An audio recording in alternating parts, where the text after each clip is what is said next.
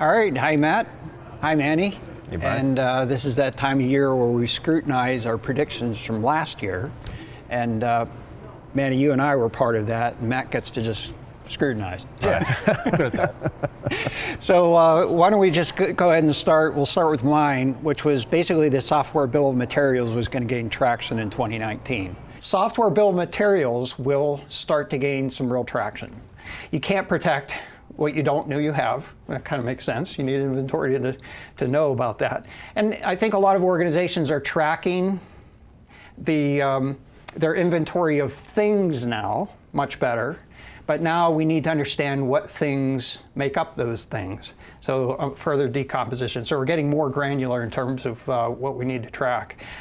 Software is no longer written, it's assembled. And I think that's kind of a cool, I hadn't seen this before, but it's absolutely true. If you look at most of the software development activities that exist today, people pull pieces and parts, they put the pieces together and create new functionality with that. And they might have a little bit of integration or glue code around that to help facilitate it. But ultimately, the activities are really assembled as opposed to starting from scratch. I did say it was wishful thinking. Yes, you did. And curiously, and completely coincidentally, 2 weeks after our prediction, a blog was posted on our own blog site at alienvault.com by Rob Graham. Now, Rob Graham is an independent writer that posted this blog as part of our blog site, but he was actually quite skeptical of the notion that software bill of materials was actually going to be useful. Okay. And so where he basically was coming from, I believe, is looking at it from a I mean, he was perhaps pointing out some of the pitfalls that might happen. That is, ultimately, when you look at code, you really need to track it on a line-by-line level. That is, a vulnerability could be introduced at the line level. Now, I tend to think of it a little bit differently. The fact of the matter is, I think that the entire industry or the practice around software bill of materials still needs to mature pretty significantly. Right. I did a little bit of research on, the notion of startups. There are some startups that are out there that are offering tools to be able to facilitate this type of thing. But when we think about code, it is trickier than your typical legacy or existing software bill of materials for things that when you build hardware type things. Right. Okay, yep. Components are a little more recognizable. You can have serial numbers associated with those. It's difficult to have a serial number associated with a line of code. Right. Right. The ability to modify any one of those lines of code to make a completely different, not completely different, but different enough product. Yes. And then you got to assign a serial number to that. It's intense. And so, but I tend to think of it more in terms of like tracking what libraries are used, at a module level, file level. Right. And certainly there are version things, facets that are pretty tricky to track because a module could change subtly between different dates, and so and how that translates from a security standpoint can be tricky as well. Just because there is a potential vulnerability in a module, that does not necessarily translate to a vulnerability in a system that uses that module. Although on occasion, that certainly does turn out to be the case. Well, I mean, there's sometimes a right way and a wrong way to use a module. Like if you do it the way that it was intended, and whatever you bolt into it is secure or not secure, then it's not dependent on the module, it's dependent on the use of the module. Yes, so the jury's still somewhat out on this topic, but I did do some additional research on this, and so there is actually some activity, and I was not acutely aware of this until investigating this for our discussion here today, but the National Telecommunications and Information Administration, this is a government organization, actually has some activities around this whole notion of software bill of materials, and it's intended to be basically to help foster improvement in securities and patch management and that type of thing. And so there were some activities around that, and it's currently active. In fact, the most recent update that I found on the site was as of November 18th, 2019. So it is active activity.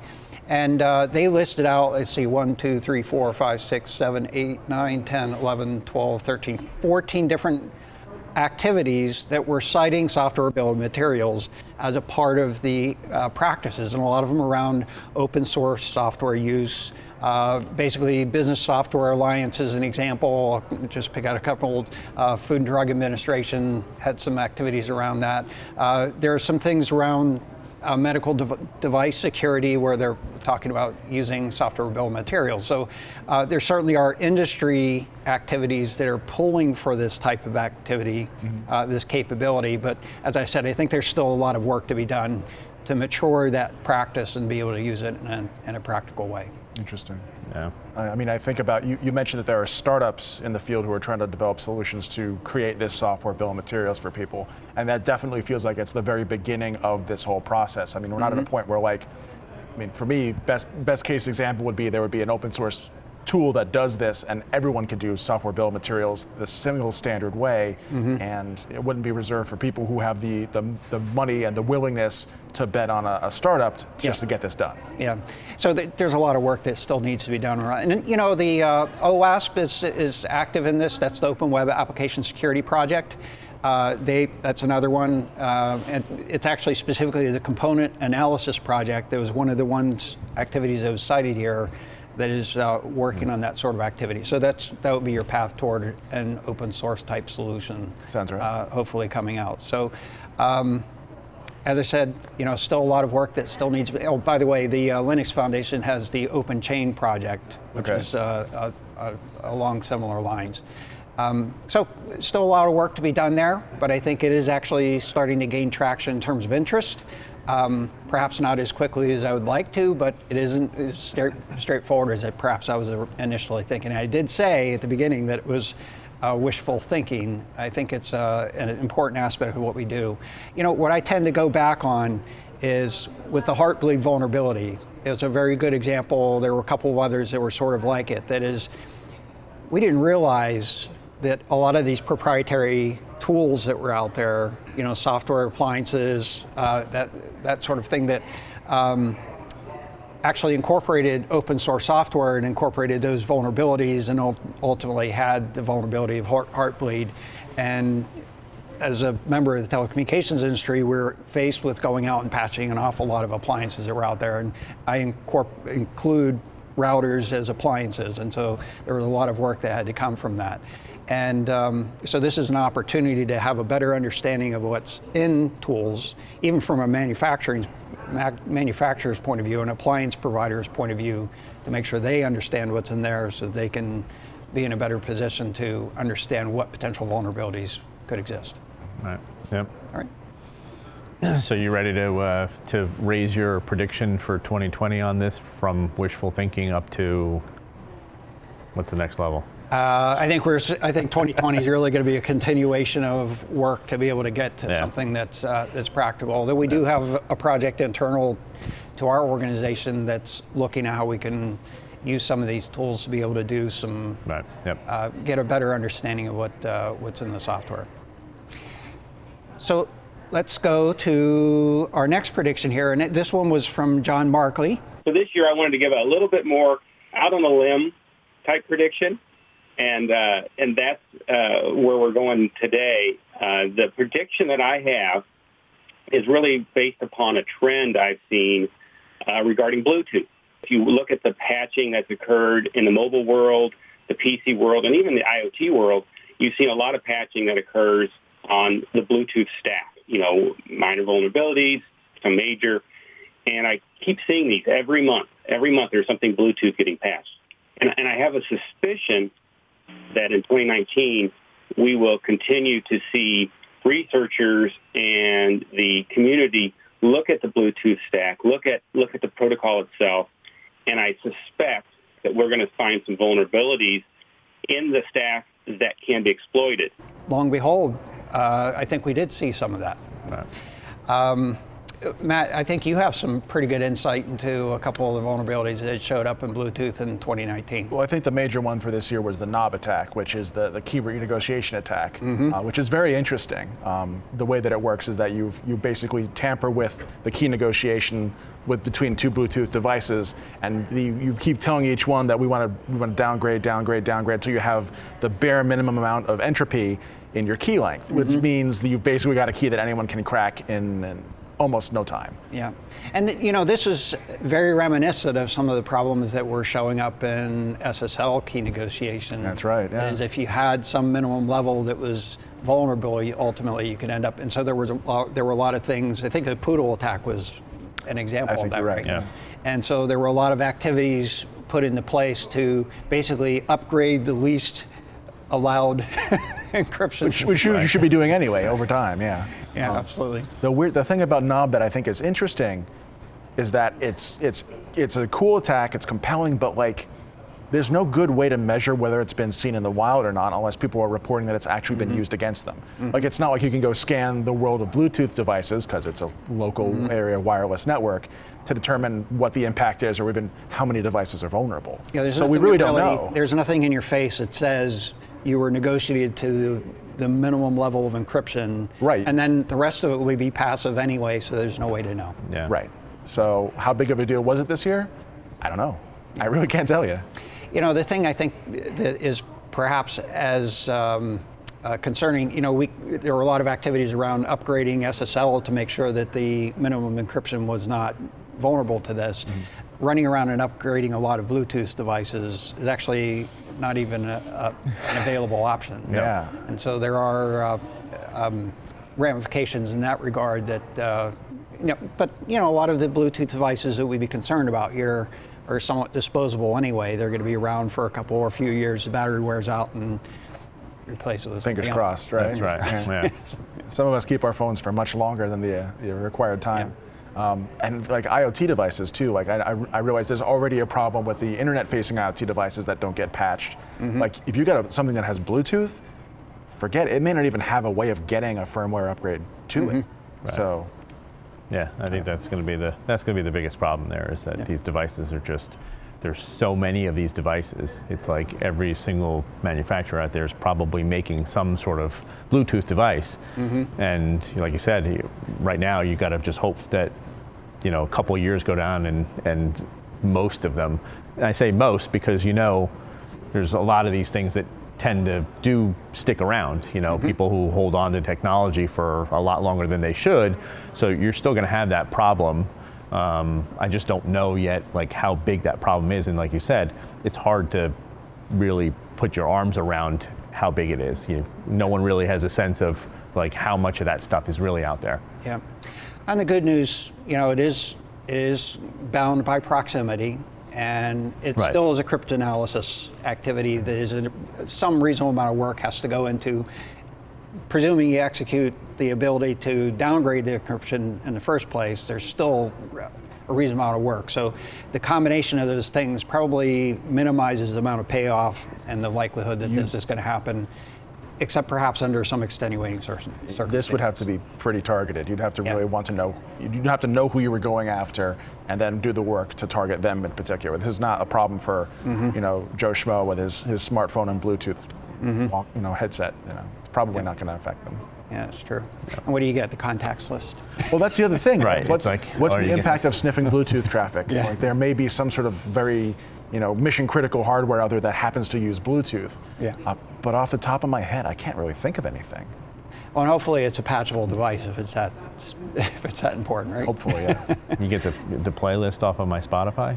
I've seen that playlist. Okay. Well, your music is still cool. Yeah, thank you. So let's go on to the next one here. Manny, you had a prediction about MageCart. I took a look at some of the stories that we did this year. In particular, we did a couple of stories on this late in the year about MageCart attacks. I think with the ramping up of it being a lot easier to get into this market of starting to sell stuff, that we're going to start seeing more and more of these types of attacks coming in the back end to basically siphon off these credit cards. Last year, looking at sort of what was happening, obviously from 2018 going into 2019, certainly, MageCart, although it had been around for, there's some that say MageCart has been around since 2010. I think when we did the predictions last year, I think I had said something about 2016, kind of it starting to ramp up. So the prediction was that, obviously this past year that we were going to see a significant ramp up on mage card attacks. So explain a little bit about what a mage card attack is. What characterizes that? So a mage card attack is basically, I will tell you the definition for mage card attacks has blossomed in the last year. So there are a lot of things that have gotten stuffed into this bucket now. But mage card attacks are basically, sort of online retail. It's online retail focused. So it is, in essence, the stealing of personal information, mostly credit card information, off of online retail sites. And so it's basically an attack on the site itself. So it's either finding a vulnerability on a site and then inserting some sort of code that, in essence, skims off the credit card data from the site before it's inserted into the back end. Okay. I've heard of it described as basically like a card skimmer like you'd find on an ATM or a gas pump, but for the internet. Yep. Yep. Well, and I think that's one of the significant aspects about this. That is, what is shifting the activity toward mage card approaches?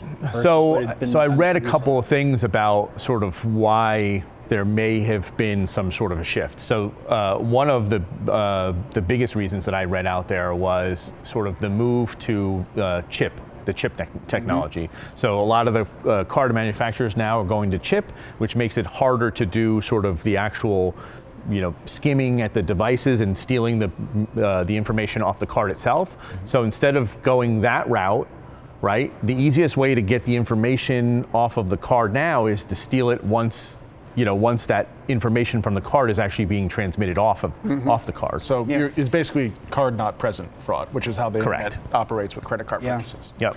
Yeah, so there's been definitely a big shift. The PCI is required, at least, and I don't know the specifics around it, but I think it's for large retailers that they have, they require the use of the chip as a part of the point of sale.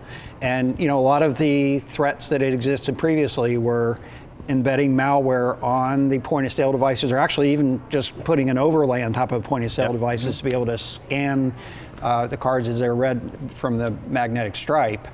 The chip basically obviates that sort of a threat, and so we're seeing a shift in terms of the type of threat. And I suspect perhaps another facet of this is because online retailing has become so much more prominent at the demise of, some of the brick and mortar type retail environments. The opportunities for theft in that space are probably greater. It's funny you say it.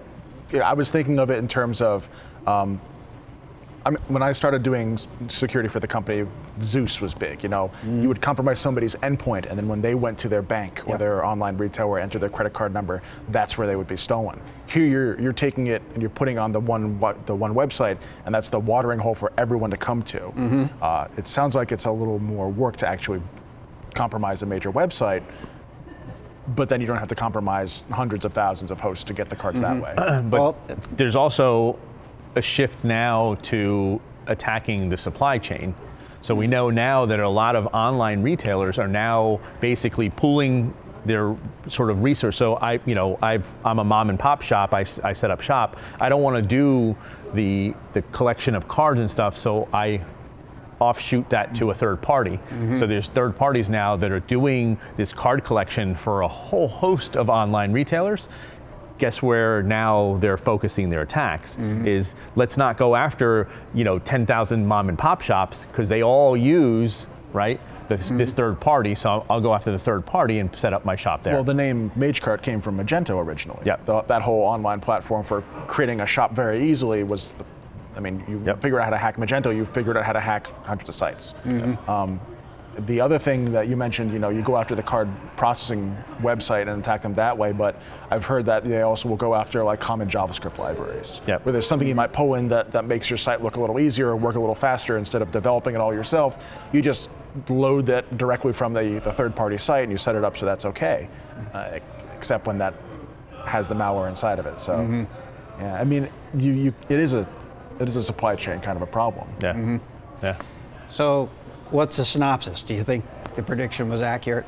Yeah, I saw some numbers, and some of the numbers are kind of scary. First of all, they're now tracking like over 15 major crime syndicates that are now tied directly to Mage card attacks. So now they're starting to actually name, right? It's like groups, I think they're actually naming They're them numbered, right? numbered. There's just 1 through 15 is group 1, 2, 3. So every one of them is a known syndicate that is using these techniques. So clearly those numbers are jumping up. I saw numbers of 2 million victim websites over the last year. That's a big number. And breached more than 18,000 hosts. So, that's a significant number. I think the prediction is definitely that it's trending upwards, which I think is really in line with what I was trying to say. And there have been some major names that have been victims of this. There have. We need to go into the details of that, but it's not as if it's just little things off to the side. There's major at least 4 or 5 organizations. major retailers that got hit. And you could add one over this last Black Friday weekend. There was a major retailer that was hit as well. Okay, so maybe that provides a little bit of a segue to our next segment here, which is what are the trends that we've seen over 2019? And Manny, what are your thoughts on this? It seems like this notion of pivoting is a theme. Yeah, so this definitely this notion of sort of having an initial attack vector that works for some time, and then realizing that, hey, something has changed, so now I'm going to switch it over. So, and I think we've seen quite a bit of that over the year. So I think from a two-factor perspective, I think we've seen quite a bit of, we've seen over the year certainly a lot of emphasis on moving things to two-factor, right? For many reasons, so phishing today. I think this year a trend in phishing schemes and campaigns, certainly we've seen. And so with that shift, we're shifting now towards two-factor authentication being a major thing. But there's still some problems with that, right? Yeah, I think that's one of the, that's sort of my observation here, is that it's well recognized that passwords aren't sufficient. That they were relatively easily phished or social engineered in some manner or form. And then even though there's been a big move toward one-time PINs as I'll say a second factor or a complement to passwords, ultimately those are target of phishing or other types of attacks as well.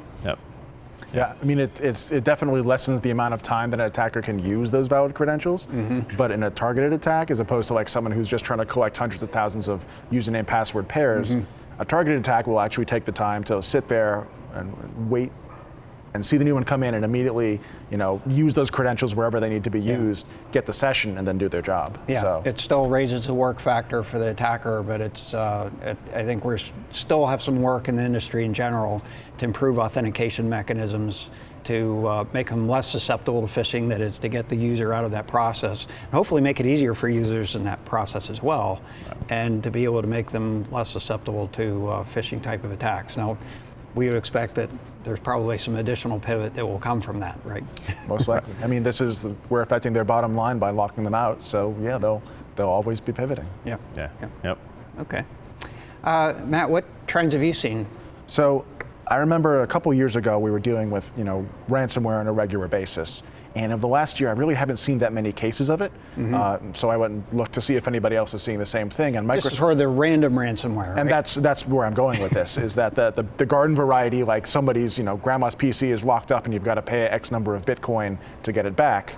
That seems to be on the down slope. And I actually did find a Microsoft report that came out recently saying as much, that garden variety ransomware targeting whoever happens to get installed is sort of going away.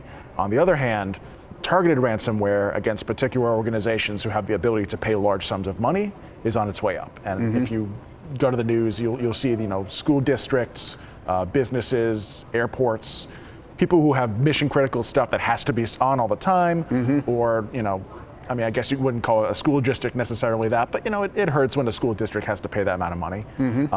Those are the targets that people are shifting to, and they're doing things like scanning for RDP and sometimes delivering through email. But yeah, it seems like they're going for people who they know are much more able and more willing to pay. I mean, because some people will take a look and say, I could, spend hundreds of dollars to get back a couple of my personal photos, but is it really worth it?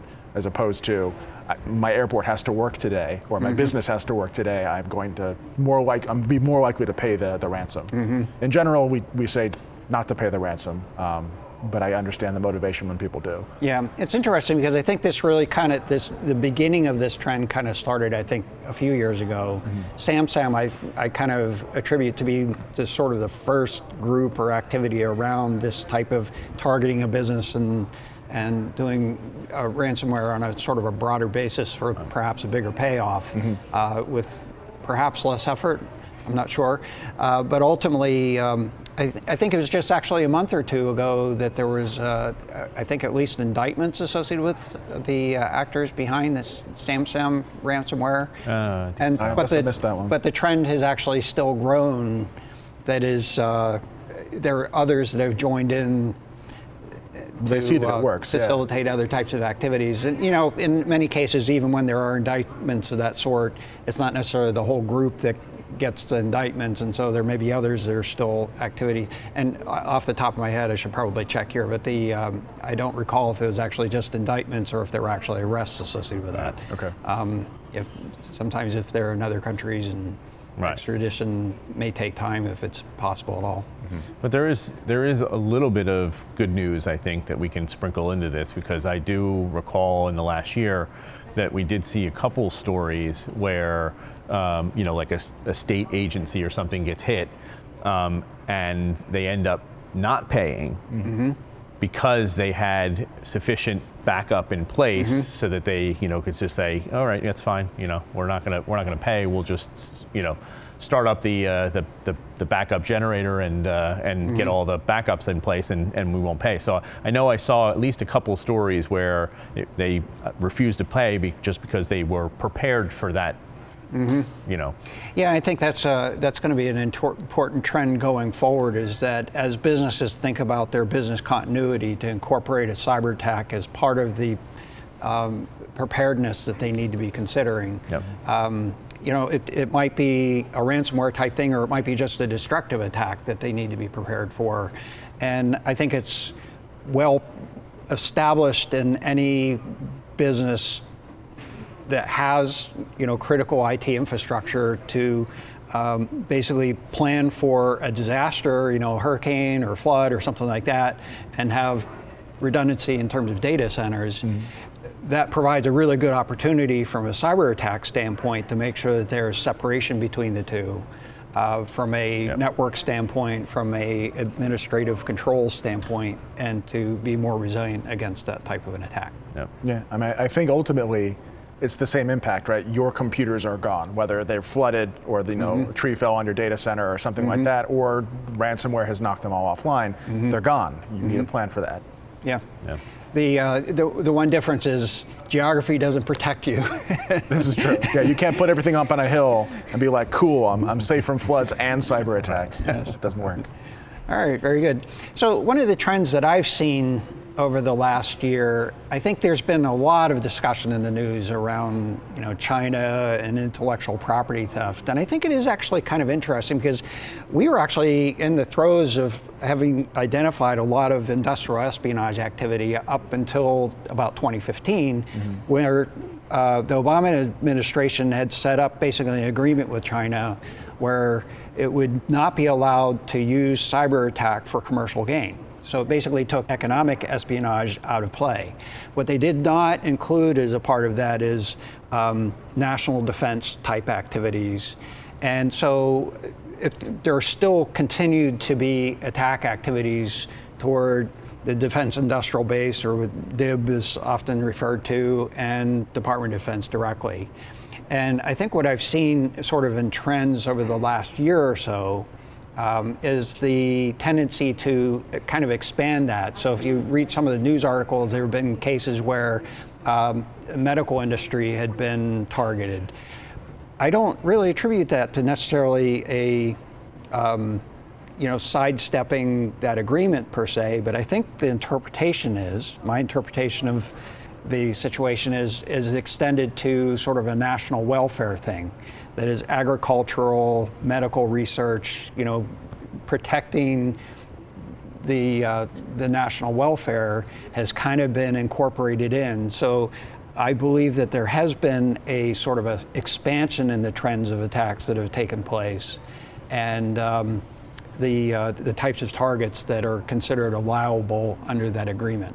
I don't think that was the intent of the agreement, but I think that is a trend that has been seen. So, organizations that are in that space doing research in medical technology, things like that, need to be paying attention so that they are sufficiently protected against those types of attacks. Yeah, and I mean, look, here the thing is when you see those types of things being put forth in terms of, hey, we're going to set these agreements up. We all know, I think we can all agree that those types of agreements, a lot of times there's a lot of gray area in those agreements, right? And it's like if it's not absolutely clearly defined bullet by bullet, like here's what you can and cannot do, there's definitely going to be those grayish areas where, like you said, it's like, I think we can still do this because it doesn't quite meet the initial. I haven't done a detailed analysis of what the terms of the agreement actually were. I was basically basing this on what was posted. It's actually in the archives from whitehouse.gov, where they described what the terms of that agreement were. And, it perhaps was whittled down into layman's terms for the general public interest, and there may be some more legally concise terminology associated with that agreement, or perhaps not. But ultimately, it was focused toward basically commercial gain. And one could argue that if you're trying to protect the welfare of your society, of your nation, through agricultural or medical type theft, that perhaps that is not covered in the agreement. Yep. So it seems to be a trend. I believe that perhaps there'll be additional things that will come to try to resolve that. But as it is right now, organizations in those industry areas should be paying attention. I agree. Yep. All right. Very good. Cool. Anything else for today? What do you think for 2020?